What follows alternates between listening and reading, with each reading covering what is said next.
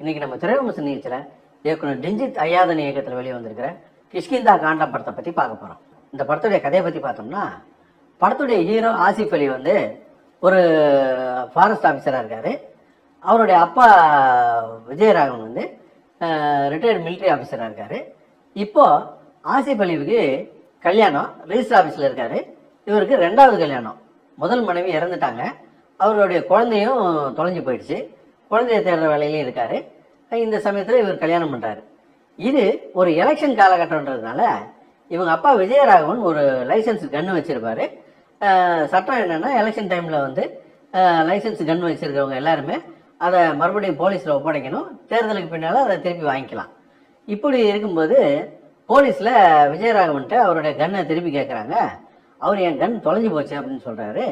இப்போ போலீஸில் வந்து என்னங்க, ஒரு மிலிட்ரி ஆஃபீஸராக இருக்கீங்க, ஒரு சீரியஸ்னஸ் இல்லாமல் இருக்கீங்க, உங்கள் கன்னை வந்து யாராவது மிஸ்யூஸ் பண்ணிட்டா என்ன ஆகுறது அப்படின்னு சொல்லிட்டு அவர் ஒரு மிலிட்ரி ஆஃபீஸர்ன்றதால மரியாதை நடத்திட்டு போயிடுறாங்க. நீங்கள் ஒரு புகார் மட்டும் கொடுத்து வச்சுருங்க அப்படின்னு சொல்கிறாங்க. புகார் கொடுத்துட்டு போயிடுறாங்க. இப்போ ஆசிஃப் அலி வந்து அபர்ணா பாலமுரளியை தான் கல்யாணம் பண்ணியிருக்காரு.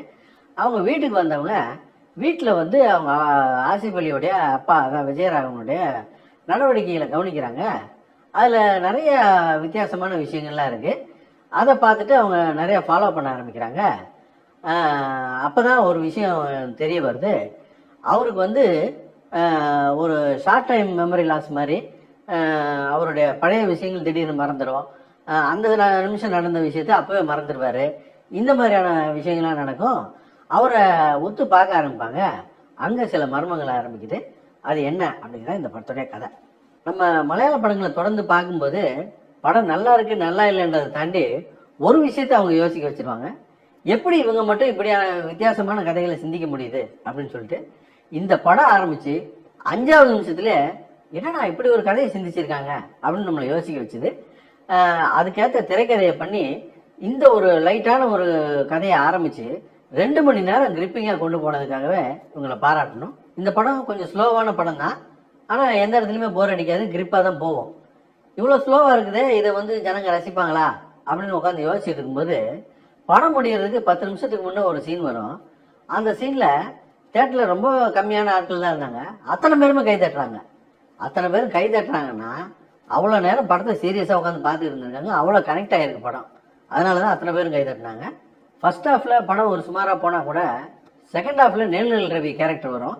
அது வந்த பிறகு படத்தில் நம்ம எதிர்பாராத அளவுக்கு அங்கங்கே டர்ன் ட்விஸ்ட்னு வச்சு சூப்பராக பண்ணியிருப்பாங்க. ரொம்ப கம்மியான கேரக்டர்ஸு, ரொம்ப கம்மியான லொக்கேஷன்ஸு, இதை வச்சுட்டு ஒரு 2 மணி நேரம் படத்தை கிரிப்பாக கொண்டு போனதுக்கு முக்கியமான காரணம் இந்த படத்துடைய டெக்னிக்கல் டீமை தான் சொல்லணும். குறிப்பாக கேமரா ஒர்க்கு, மியூசிக்கு, எடிட்டிங் எல்லாமே ரொம்ப பிரமாதமாக இருந்தது. அதையும் தாண்டி இந்த படத்தில் நடித்த எல்லாருமே ரொம்ப பிரமாதமாக நடிச்சிருந்தாங்க.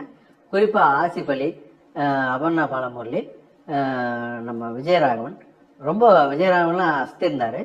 இந்த மாதிரி படங்கள்லாம் டிவிலேயோ ஓடிடிலேயோ பார்த்தா கூட நல்லா தான் இருக்கும். ஆனால் இந்த படம் நல்ல ஒரு தேட்டரிக்கல் எக்ஸ்பீரியன்ஸை கொடுத்தது. மொத்தத்தில் இந்த படம் எப்படி இருக்குது அப்படின்னு கேட்டிங்கன்னா, இது வந்து எல்லாருக்குமான படம் கிடையாது. கொஞ்சம் ஸ்லோவான ஒரு சஸ்பென்ஸ் த்ரில்லர் படம். எனக்கு வித்தியாசமான படங்களை நான் தேடி தேடி பார்ப்பேன் அப்படிங்கிறவங்க இந்த படத்தை மிஸ் பண்ணிடாதீங்க.